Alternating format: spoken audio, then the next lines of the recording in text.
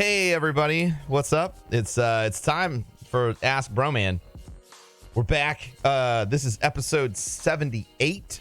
It's September 21st, early in the morning. We're doing it live on Twitch. I am really excited to finally kind of be back in the swing of things for the podcast. 2 episodes, full episodes in 1 week. Oh my god. Broman must not be exhausted anymore. How fucking great. Yeah, it's pretty great. It's pretty great.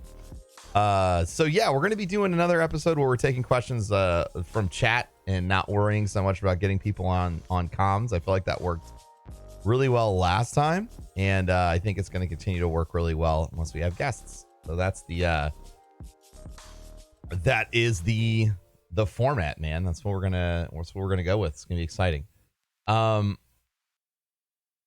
So yeah, we'll get right into it. Esprit the Dragon asks, if you're someone that prefers to play with friends, but they're playing other games and you're not alone, you don't know, you're therefore you're alone and not really much to talk about in game. How do you get through that? Are you talking about as a broadcaster? I mean, as a broadcaster, if you're streaming with other people that aren't streaming the same games as you, I'd recommend not I'd recommend not streaming with them anymore. Maybe giving it a break, unless you guys have, unless you have like really, really great conversations going all the time, in which case I'm sure that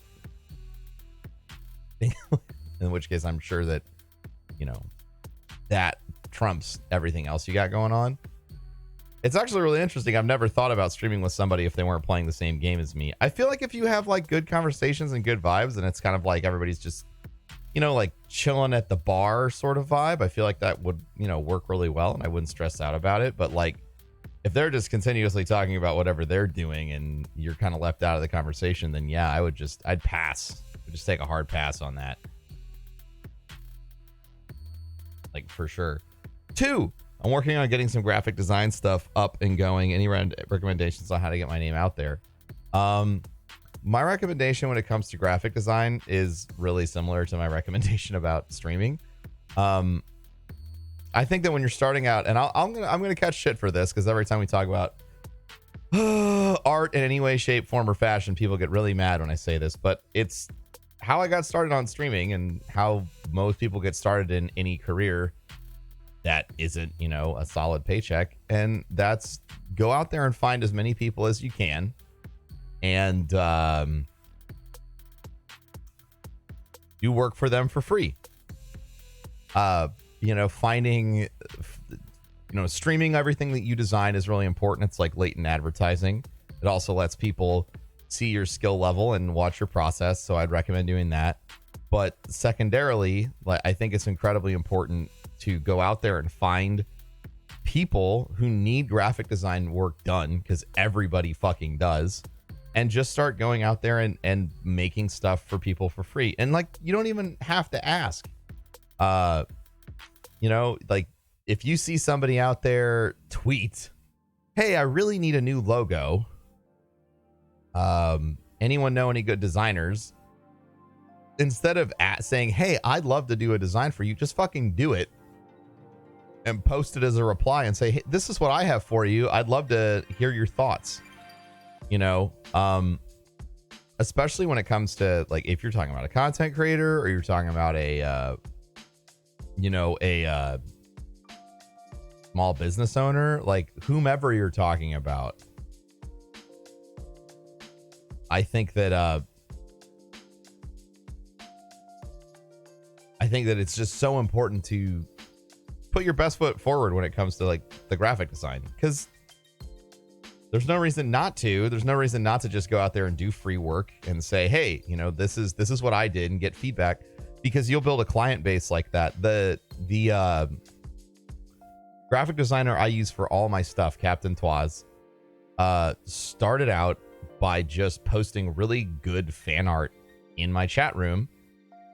And now he's doing, that was almost 3 or 4 years ago. And now he is doing graphic design work for Marvel and Star Wars and all this other stuff. But it all started by doing free graphic design work on Twitch for people who needed it done. And over time, you know, he started out not charging for anything. And then over time, it's, you know, turned into something where his time became valuable. So he had to start charging for it. The counter argument to all this is that most people think that if you're doing graphic design work, or if you're doing any design work, you need to make sure that you get paid all the time. And I agree. Once you're an established artist, you should absolutely not work for free.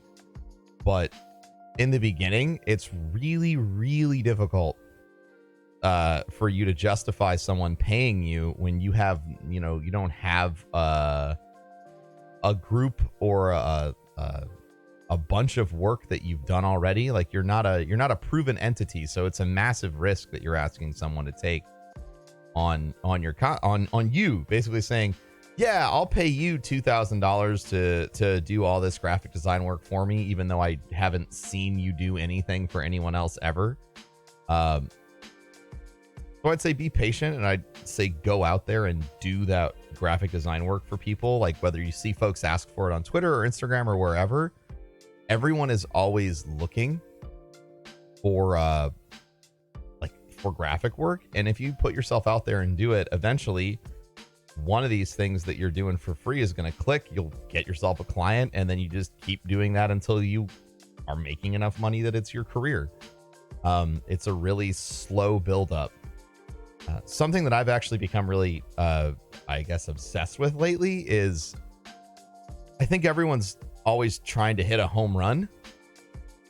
If that makes any sense. They're trying to, like, they don't want the small wins. Everybody wants the gigantic wins. They want the wins that people are going to write about in the newspaper, that they can brag about to their friends, that they can feel super cool about, and all this other shit. Like, they don't want, hey, I signed, one or two graphic design work pieces this month. They want to be able to tell all their friends, like, oh, hey, I just got a fucking $300,000 contract to design this fucking shit for Mercedes-Benz. And it's ridiculous because people get so focused on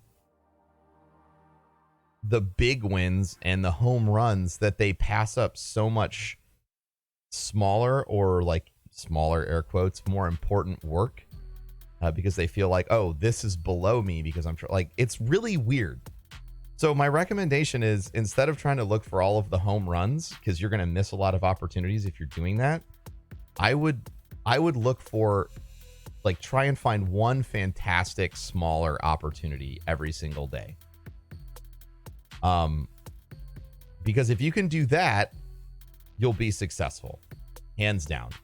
If you can learn how to grow off of 1% a day, like you're just looking for a base hit, you're looking for a good pitch, whatever you've got going on. I think that mentality, doing that day after day, every single day for, like, give it a year, you would be surprised the difference that it would make, or it will make, in your approach and your mentality, man.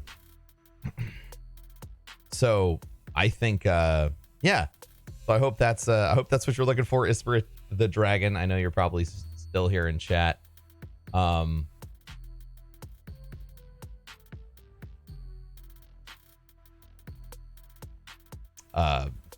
So there's that. And let's see, to circle back to your broadcasting question, broadcasting but not with people and voice at the same time. I'm talking about playing by yourself, where you're used to having friends to talk to. Oh, how do you keep yourself talking when you're not playing with your friends? I understand. Okay. So if you're streaming solo and you don't have a lot of viewers in chat, this is my number one simplest and best piece of advice. Write down the top 10 things that you love talking about. Top 10 things that you're passionate about.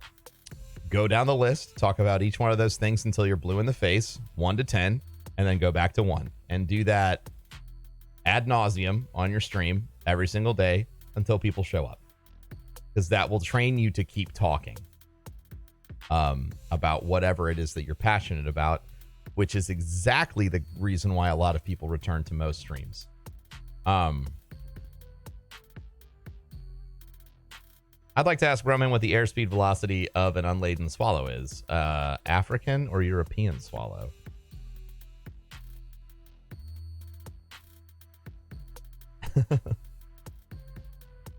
All right.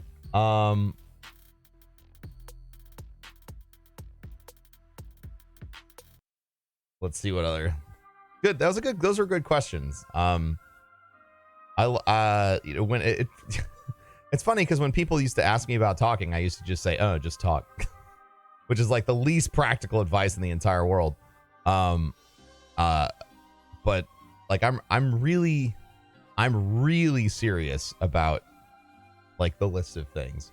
I find myself talking about the same 5 to 10 things that I'm passionate about almost every single day. So if you're learning how to do that on a base level, before anyone's even watching you, you're going to be so far ahead of the game. Once you finally get viewers, it's going to be ridiculous. So I can't recommend that enough. I really cannot. Tips for a YouTube channel, networking. All my content I do is machinima, which takes time. It's not something you can pump out content for. It's like a hobby.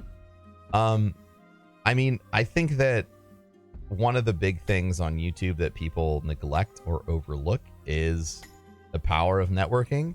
And you would be surprised how much just commenting on channels that you enjoy. And I'm not talking about like the biggest channel that you've ever seen. I'm talking about you hanging out, with a channel that maybe is your size, that makes the same kind of content as you, and interacting with them in the comment section, or following them on Twitter and following them on, Instagram, and finding out, interacting with them. Like, hey, I noticed that you just did this brand new thing in your video, and I just wanted to tell you that I really liked it. Like, comments like that get noticed. So you'll go from some random person who's enjoying and watching this, channel, this, just like any other viewer, and you'll start to build a rapport with the people who are making content that you like. And you'll find out in that process whether or not you actually enjoy them as a person and all this other stuff, which is important for, collaborating and networking and all that stuff. But at the end of the day, it's really as simple as just leaving a comment saying, I liked this, on their Instagram or somewhere that isn't, it's a little bit deeper into the funnel than just, the YouTube comment section. For example, if you really, really, really need to ask me a question, and I'm sure anyone who's listened to the podcast knows what I'm going to say. But if you really, really need to ask me a question, the place to do it's Instagram, because that's where I have the least amount of followers. That's where I pay the most attention to my DMs. It's the only place you can actually directly message me. And, I guarantee you anyone who's reached out there has gotten an answer. Usually I get back to almost every message within a week. So, if you're trying to network and you can't pump out content, that's fine. It's about pumping out interaction.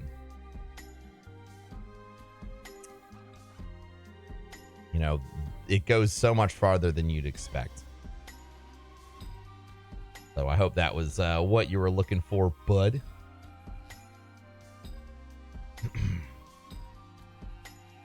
Scroll down here.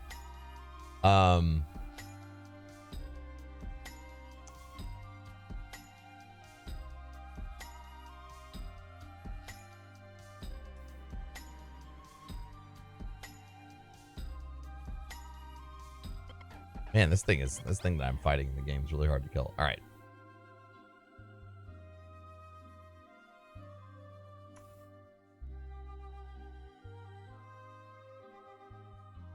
See if we got some more questions here.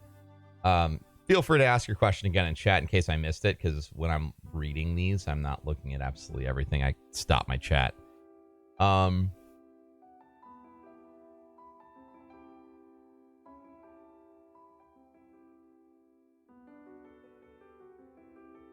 question: do you think that the streaming economy is sustainable for the next 2 to 3 years? Yeah, absolutely. I'm not Nostradamus. I can't tell you, like I don't have a crystal ball. I can't tell you what's going to replace streaming. I personally think that live media has been around for a very long time, whether it's streaming or the radio, like, or live TV. I think live content's always going to have a place in human society. I don't think that there is a huge economic drain on streaming right now. Like, it's definitely growing at a pretty solid rate. Gaming has just recently experienced its first strong crossover celebrity, which is going to do nothing but great things for the entire space. I think streaming is incredibly sustainable. I think the issue that people are having is it's becoming more competitive, and people don't really know how to handle that. A lot of folks feel like streaming is safety bubble, but comfy tiny community, and that was definitely what streaming and Twitch was like 6 years ago, 7 years ago. But now it's a fully fledged competitive entertainment industry. Even though a lot of people in the world still don't know about it, so there's room to grow. If you asked any 12 to 13 year old, hey, would you love to, would you stream on Twitch for a living? They'd all go like, fuck yeah, that's my dream job. So there's a lot of competition out there as well. I think that streaming and live content's not going anywhere.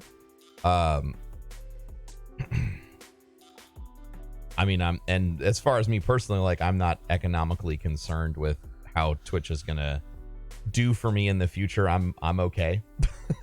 I'll be fine.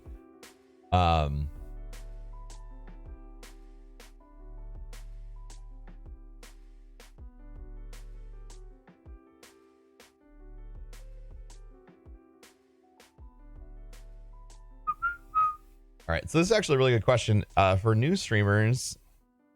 What are some aspects of community building that people miss out on? I think the number one thing that new streamers miss out on when it comes to community building is they focus on finding as many people as they can to pay them money, as opposed to as many people as they can get to watch their channel.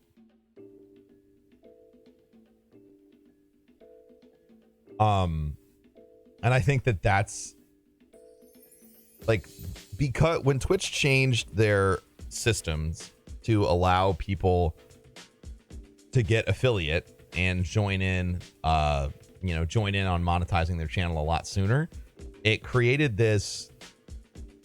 this sort of false start for folks, because the second they can get money, they focus on getting as much money as they can.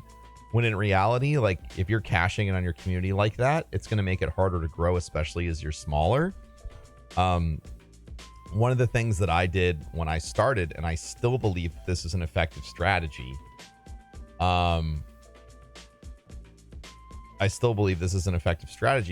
Is people always asked, how do I support you? How do I sub to you? Blah, blah, blah.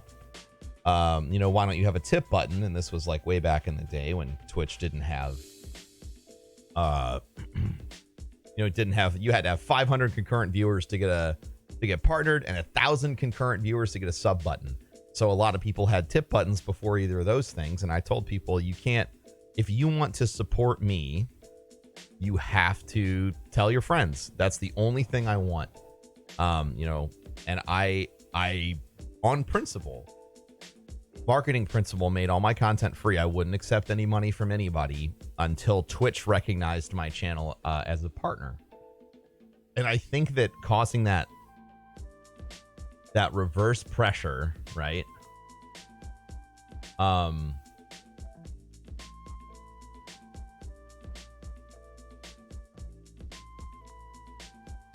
If you like, putting that reverse pressure in your community to help you grow will do wonders for your channel, because once somebody subs or tips or whatever, the likelihood that they're going to go tell their friends about your channel probably going to decrease.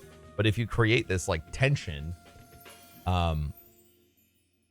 if you create this tension where you're like, the only way you can support me is telling your friends, that person's probably going to tell their friends. So I think there's that. And I think that people,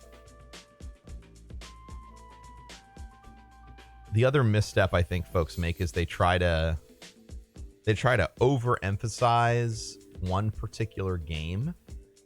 Building your community based off of one game is really fantastic. That's awesome, and it's definitely a positive thing to do.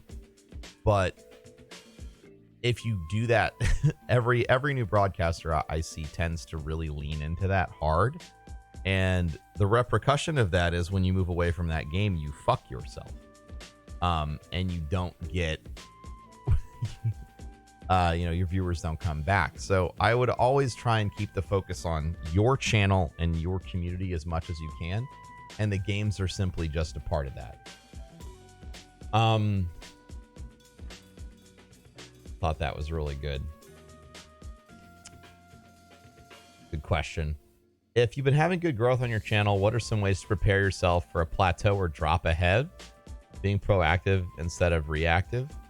I think that the best things you can do in that situation is, and I think this is really important, is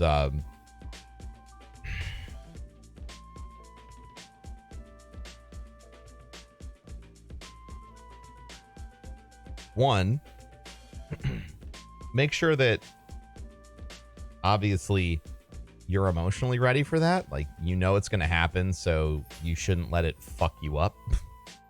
And plateaus and growth are fine.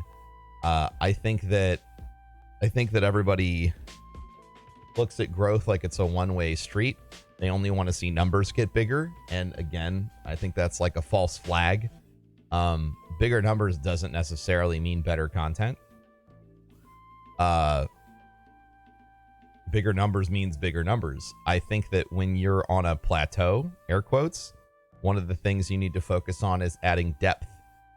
You're either going to grow numerically or you can grow in depth. You can make the connection with the people who are there in your channel deeper, stronger, more important, during the periods of time where, exponential growth isn't necessarily happening for you. For example, to let you know I practice what I preach, this podcast was born out of a period of time where I realized there was no growth for me. There was no growth to be had on Twitch for me because Destiny 2 shit its pants at launch. And that meant I was pretty much going to be in a holding pattern until it recovered. And so I said, okay, well, what are some projects that I've really wanted to do with my community for a long time? One of them was this podcast. Another one was starting a Facebook page and starting an Instagram. So I started up all these other projects to add more value to people who followed me during the period of time where there was no growth. So I think that you need to change it mentally from growth or no growth to I'm either, it's either vertical growth or depth. You always have an option to make things better. Numerical growth many times as a broadcaster or content creator it's not something you can force. The only thing you have control over is how great your content is. So focusing on making the best possible content that you can every single day, and adding depth to your community when it makes sense is smarter than just sort of wandering around and lamenting the fact that last year at this time I had this many subs, or this year at this time I had this many followers, blah blah blah. Because I've walked down those paths and they just tend to make you unhappy and you don't appreciate the things that you have on your channel and shit like that. So I think that's the mentality you need to have. It's either, you're either building up or you're building depth. And if you adapt to that, you're never going to feel put out. You're never going to feel shitty, like you're doing the wrong thing. You know, you're going to have days probably where it's like frustrating and you might doubt yourself a little bit, and that's fine. But there's always something that you can do to add more value, and that's the focus. Coffee question. I'm not a big fan of coffee. Are you guys going to get cocoa beans? Yes. Not cocoa beans, but hot chocolate is coming back in November, I think, for King's Coast. We're launching. The cocoa will be running in November through February, I think. And tea as well is launching in October, and I'm actually really excited about that as well. Question: what are your thoughts on China blocking Twitch from as of September 20th? Yeah, I read about that yesterday. Or this morning, sorry. So if you didn't get the news, or you don't follow the news, Twitch has joined a long list of companies that are blocked by China's state internet. I really don't know how that's going to affect the space. I don't really know how many folks were watching from China. I know my metrics, which was there's not a lot of folks watching from China on my metrics. So, I mean, that's kind of it. Like, I read about it this morning. I think it'll probably affect some games more than others, probably primarily esports. In the articles I read, it was directly mentioned that I think it was the Asia Games had a esports division this year or something like that. And a lot of Chinese viewers wanted to root for their team, but it wasn't being covered by the state media. So they were watching on Twitch, which is now blocked. So I think that, you know, it makes sense. China's likes to have a lot of control over their media there. And I can't think of a more wild card situation if you're a government than letting people watch folks broadcast whatever the fuck they want and say whatever the fuck they want anywhere in the entire world. So it makes sense. It sort of tracks with other decisions they've made around media and technology. I don't know if it's going to affect Twitch too much. But if it does have an effect, it's probably going to be on, you know, either esports events or esports heavy broadcasting channels. Yeah. Those are my thoughts there.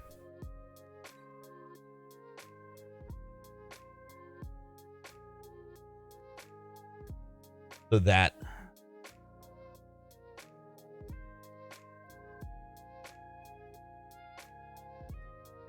there is that. Assassin Master, this isn't really a, hey, do I have a great roll on a gun sort of podcast, bud. You can ask that when we're streaming the video games again. This is more of a podcast about streaming and less about the exact video games that we're streaming. Which is okay. This is new for some people. But yes, I would say the role that you got on your supremacy with Snapshot is fantastic. And to everyone who listens to this podcast and doesn't play Destiny, I might as well just said diarrhea, butt shit, fart vomit, because that makes no sense to them. All right.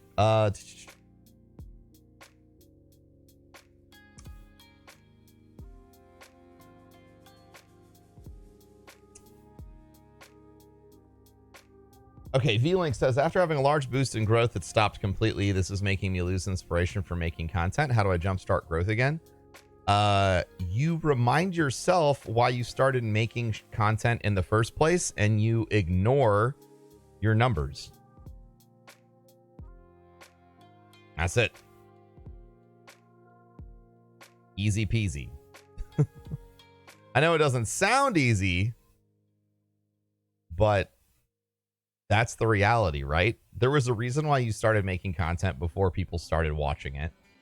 And I think that anytime somebody who's in a creative field loses their way, they need to remind themselves why they got started. Usually in doing so,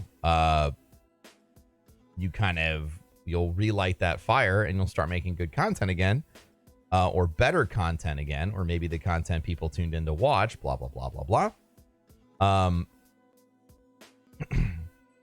And it'll help. Again, I think that focusing on the day-to-day growth of your channel it's a false flag. Like, it's not going to get you, like, that's not how you get where you're trying to go.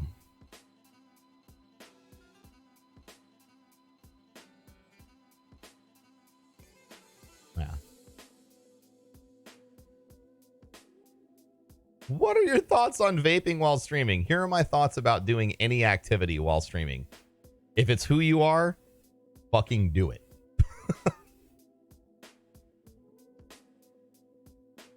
I'm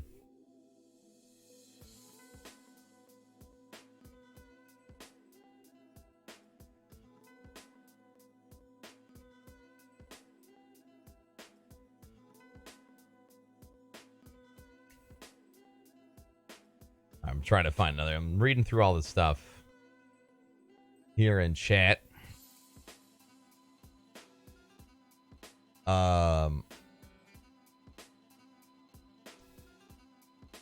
So somebody asked me if they should start streaming with suboptimal equipment, which is something we haven't talked about on the podcast since we started doing the podcast. Suboptimal equipment means, like, you don't like your microphone, or you don't like your capture card, or you're streaming directly from console, or you don't have a face cam and you want a face cam, or a gigantic list of whatever. If you want to stream, you should do it. Do it. Just do it. Just stream. You'll learn so much more by streaming than you will ever by sitting on the sidelines. You do not have to have the best equipment in the world to grow your channel. And you certainly don't have to have the best equipment in the world if you're just trying to learn how to do whatever it is you want to do better. In fact, having fantastic equipment can actually slow your growth process down, because it might cover up some deficiencies that you have and that need to be addressed. So I think I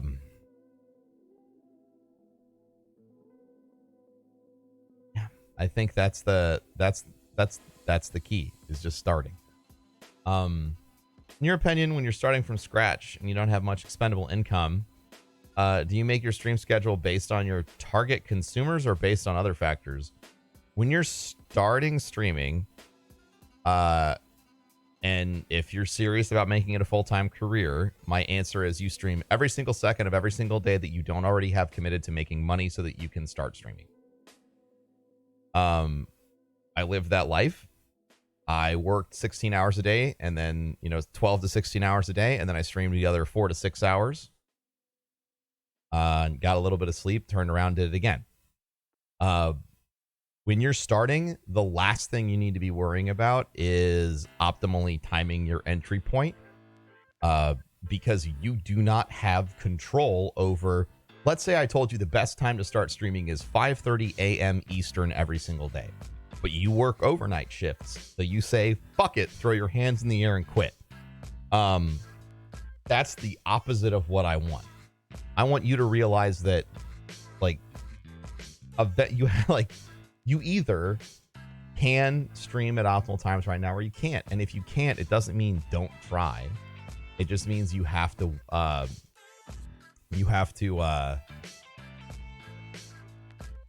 work in a different direction.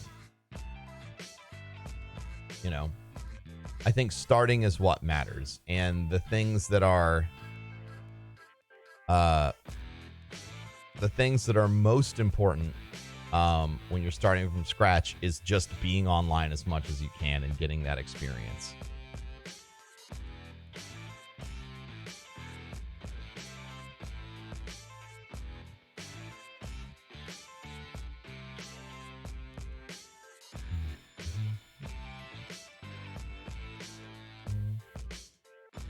How do you find motivation from Kilgore Delta.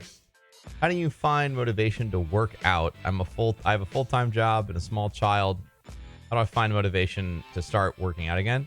I hate working out, but I do it because when I don't, I feel like shit. And I hate feeling like shit more than I hate waking up and going to the gym. That's how I keep myself motivated. The first 2 weeks when I got back into the gym this time were really fucking awful. And now I just don't feel all like I'm all right in my head if I don't work out.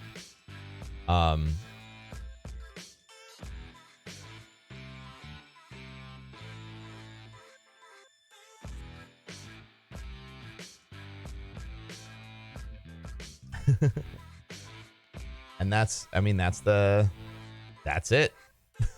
It really is. That's really it.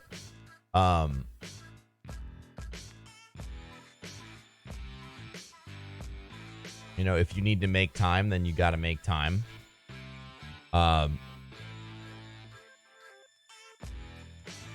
don't have a small child, so I really can't address that part of your life, but I think sitting down and seeing how you spend your time every day and figuring out where you're wasting time that you could be exerting effort, whether that's like going to the gym or starting your channel, like whatever it is. Like that is a practice that I do semi-regularly, is figure out like how am I spending my time. You'd be surprised the time that you can find when you just write everything out and you're looking at it in front of you, man.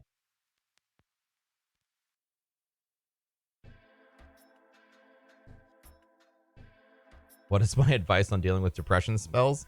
If you deal with depression, my advice is see a fucking doctor. See a goddamn doctor. Go to a doctor. See a fucking doctor. And I know that sounds harsh, but I'm dead ass serious.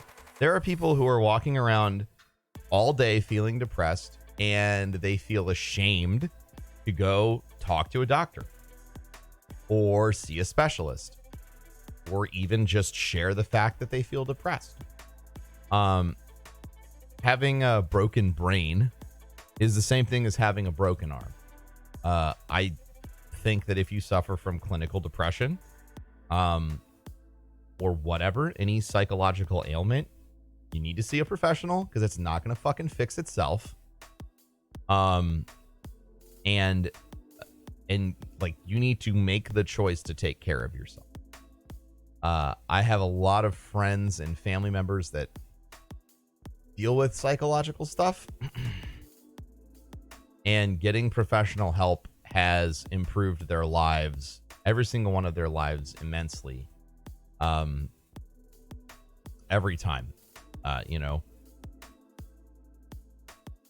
the problem is that most people don't want to do that.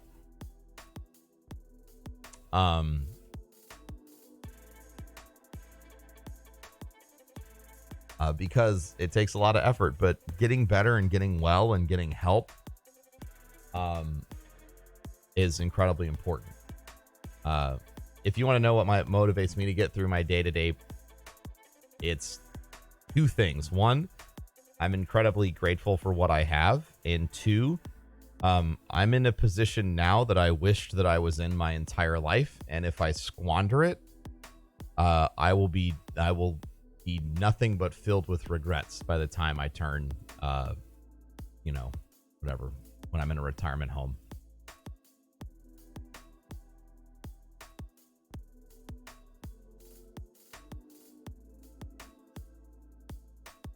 Yeah.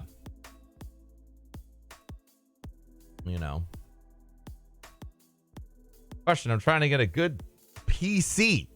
This is from Like a Boss, and I was thinking of buying a budget build for $1,200. What do you think? I think that's a completely appropriate amount of money to spend on a PC build. And you can check out literally any website online to build yourself a PC.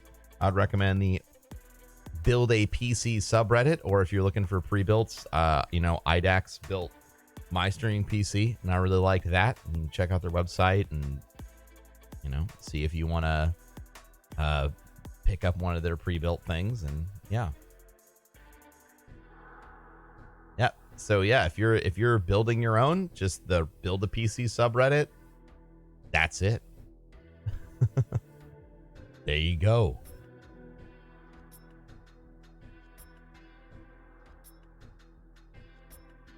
Or PC part picker, yeah.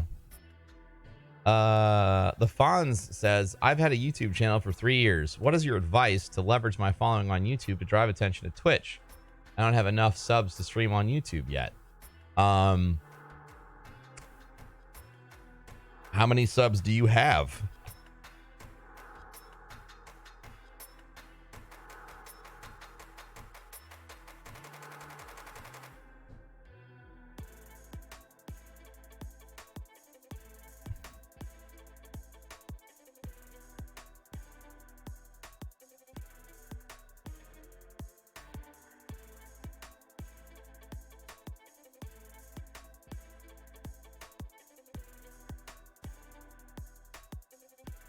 This is a very important question. I need you to answer honestly.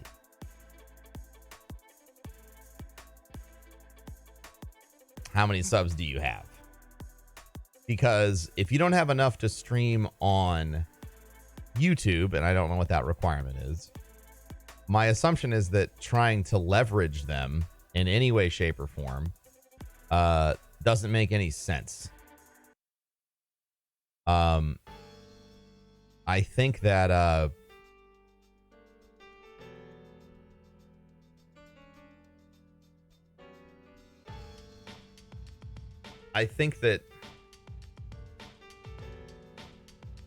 the reality is you probably need to focus on making really, really good YouTube content and growing that and trying to grow Twitch separately.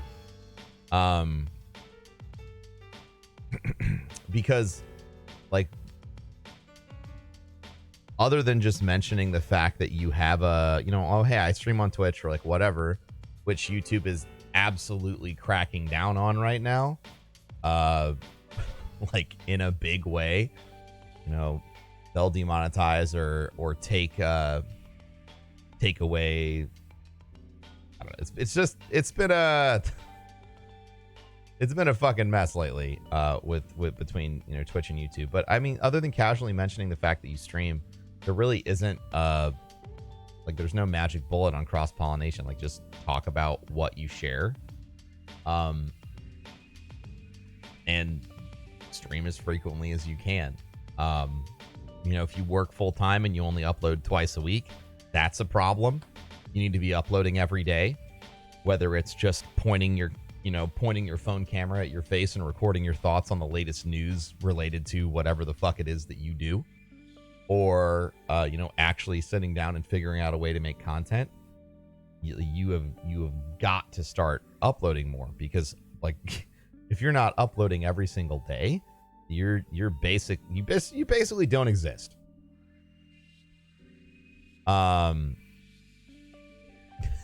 That's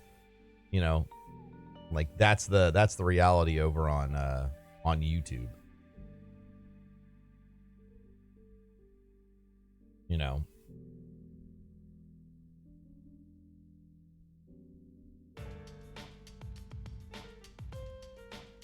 don't really, yeah. I mean, like, when you have a small channel, like, there isn't leverage. Leverage doesn't exist. You need to focus on making more content and building your community before you start thinking about really high-minded questions like, how do I leverage this? Triple T says, I have a problem. During Destiny 2 dead period, I started streaming Fortnite because I enjoyed it. Now Destiny 2 is enjoyable and I want to stream it, but nobody tunes into my Destiny 2 streams. They tune in as soon as I stream Fortnite. But what should I do? What do you want to do?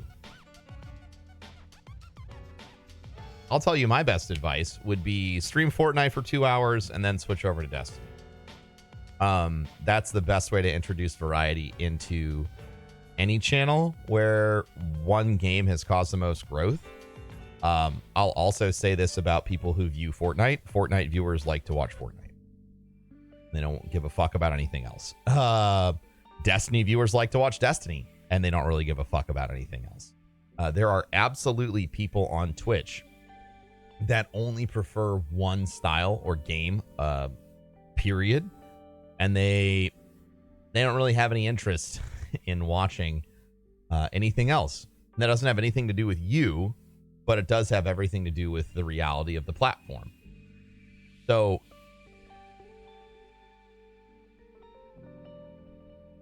I think one of the things that you're going to have to come to terms with is you've built a lot of your community. You've built a lot of your community in one game, and it takes effort to build variety into a structure like that. So it's, you know, the best strategy I had when I was dealing with this was I made sure that I would stream Destiny for a couple hours, and then I would hop over and I would stream another game. And that worked out.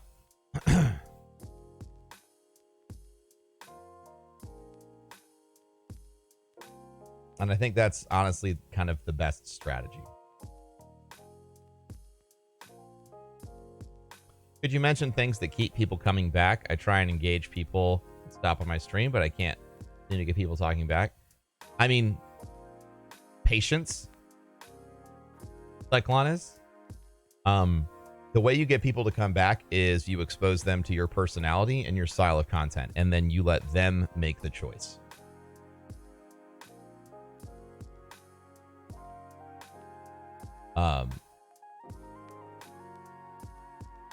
That's it. There's no magic bullet.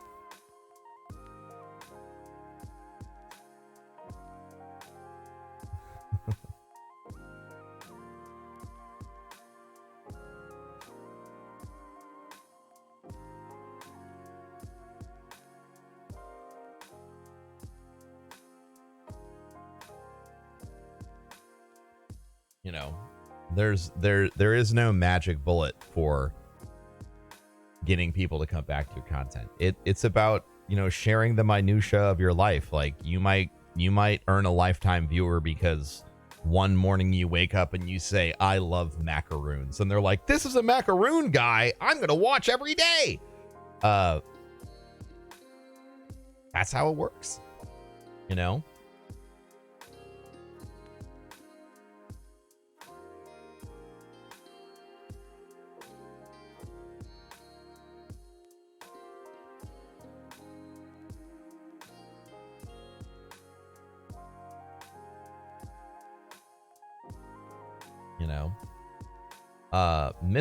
Left out a second part of my question. What do I need to buy equipment wise to stream on Twitch?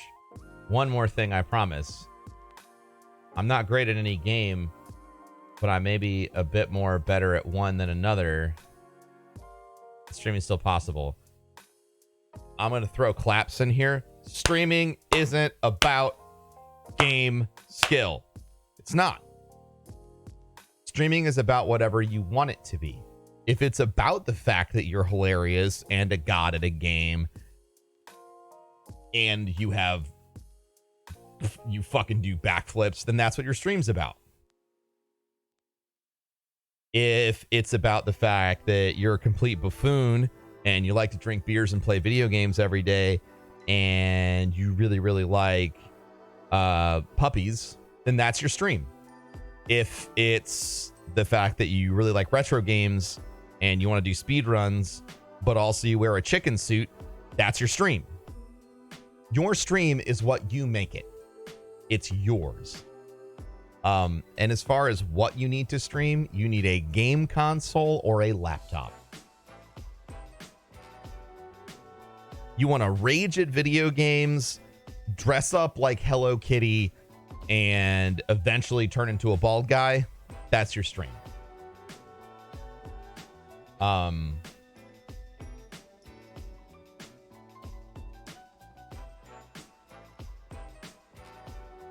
You know, people overthink entry point so much. They think that if they're not a god at video games, then they don't have any right streaming. And that's not true. 98% of successful streamers on this platform suck. And I know that that's hard to see right now because the most successful game on the platform is basically a giant dick measuring contest about how many wins you have. And that is the only thing people are seeing on Twitch right now. But I promise you, it hasn't always been like that on Twitch. And it won't always be like that on Twitch. And the reason why, even in that environment, people rise to be continuously successful, sure, they have top quality game skills, 100%, but it's also because they have personality, humor, and entertainment value. If any one of those top broadcasters just sat there and didn't talk, no one would watch them.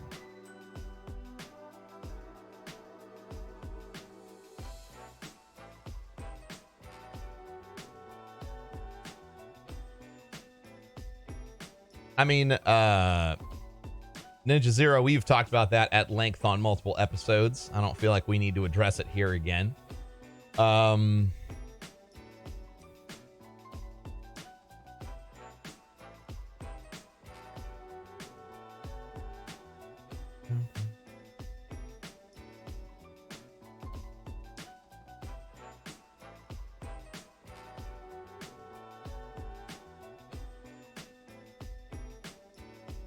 Let's see.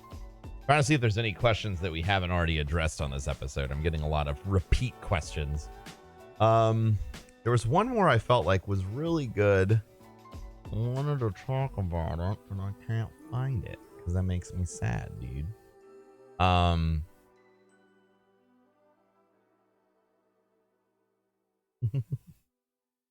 dear. Oh dear. Oh dear. I'm just trying to remember the context of the question because maybe that'll help. Need to go. Oh, someone asked about how we do sponsored stuff for the coffee company. Like to talk about that. That's fine. So like with Dr. Lupo, the way that we designed his roast was we had our chef we had Wayne like basically do an interview with him like for like 5 minutes, just asked him a couple of questions about what he liked about coffee, got answers, and then Pete and Wayne found the best growing regions in the world with those tasting notes that Lupo preferred, and then we sent him 2 test roasts and had him pick A or B, and the one he picked is the roast that you're buying. We have really skilled guys behind the sourcing, selection, and roasting of the coffee, you know.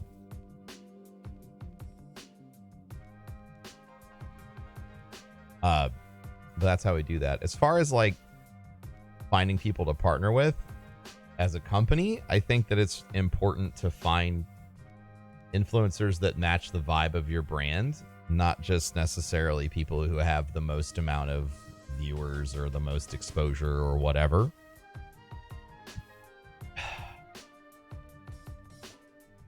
I think that a lot of companies I see in the space try and chase down the biggest numbers that they can, even though that might not and typically isn't the best financial move for that company, because they're not going to get the return that they're looking for unless they're just trying to do an ad buy for, I guess, attention. But if you're trying to do any sort of like sales conversion or basically anything beyond education or brand recognition, you know, like direct sales, for example, like you want to be working with people who have smaller communities on Twitch, because that's going to get the kind of engagement that you want.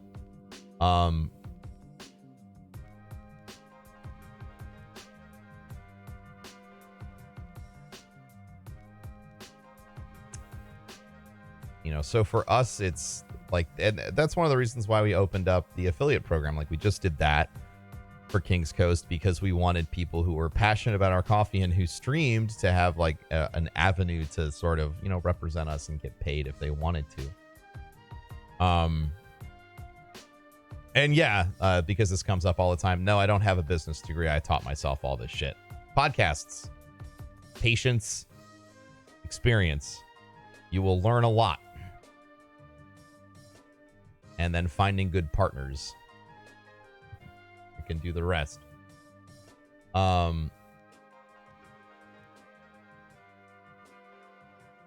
They have possibly been, but I will ask the King's Coast guys to post more tutorials for pour overs, etc.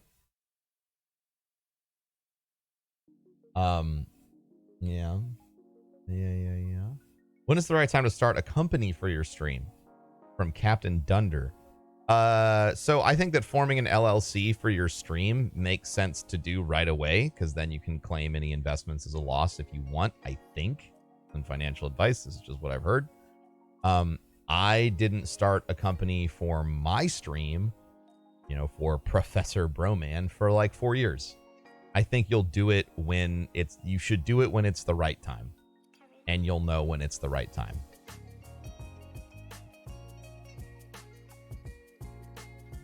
Yeah. You'll know when it's the right time if it's the right time.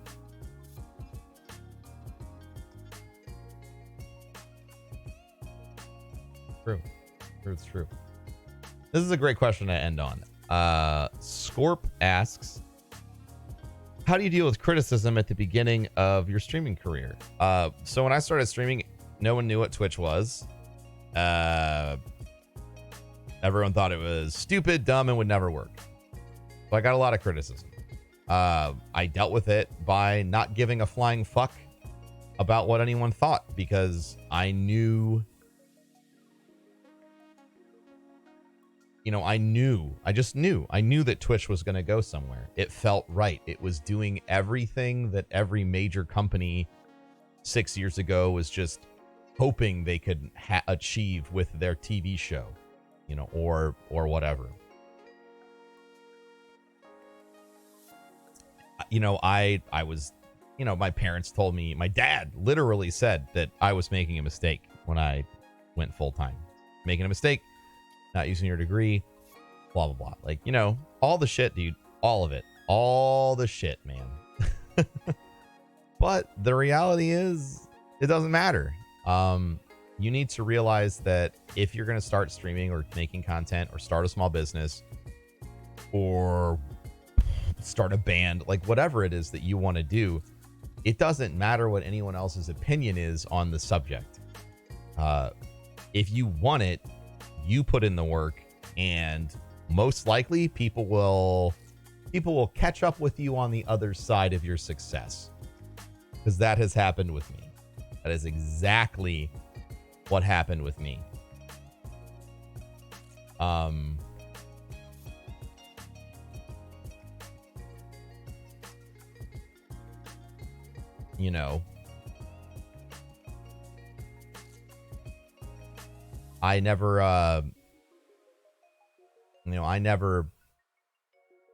didn't really have a lot of support, man. Like, I didn't have a support structure. I didn't have like a whole bunch of cheerleaders behind me when I started streaming going like, rah, rah, you can do it, bro, man. It was just a gaggle of motherfuckers that wanted me to fail. There's a shit. I mean, like, if you want to get really real, there are still there's always going to be a large segment of people who want to see you fail. I find that to be incredibly motivating. Every time someone wants to see me fail, it just motivates me to succeed.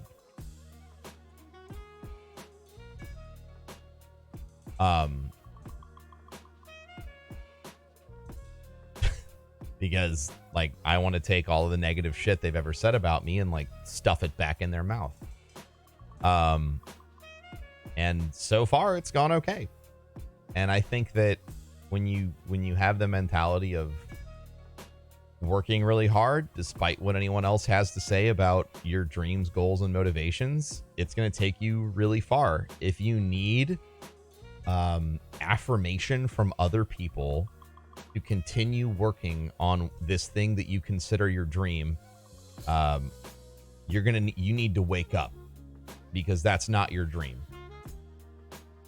Because if it was your dream, you would do it. You would do it every day, even when it sucked and when it was hard, even when it was going nowhere, no matter what anyone said, because you just knew you had to. For me, streaming felt like oxygen, and I had to do it, because when I wasn't, I had to.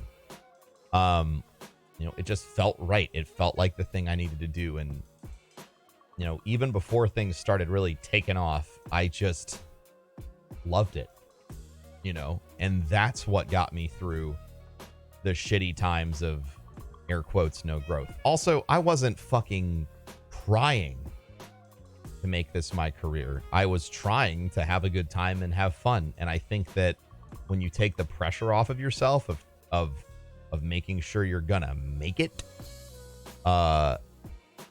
it frees you up emotionally to really invest in what you're doing without getting hurt because things aren't going the way you want them to. So I think that's the best way to stay motivated and focused.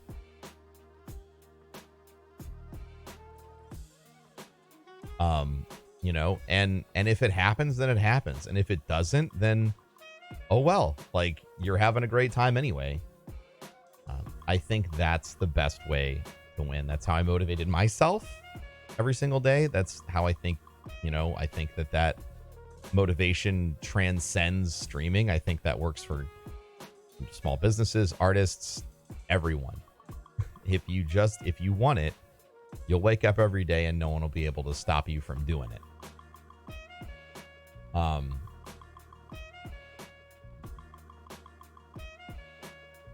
Yeah.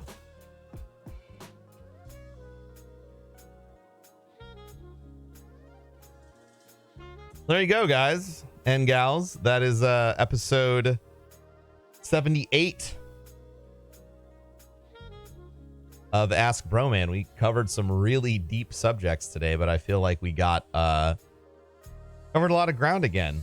I love this. I love doing this. I'm incredibly thankful for all of you. Appreciate you. Thanks for listening to the podcast. Make sure you leave a comment if you want to listen to podcast. If you want to listen, leave a comment. Leave a review, share it with your friends. I'd love to know what you think. You can hit me up. I'm ProfessorBroman on Instagram and everywhere. Instagram, Twitter, all the places. And we'll talk to you next time. Peace.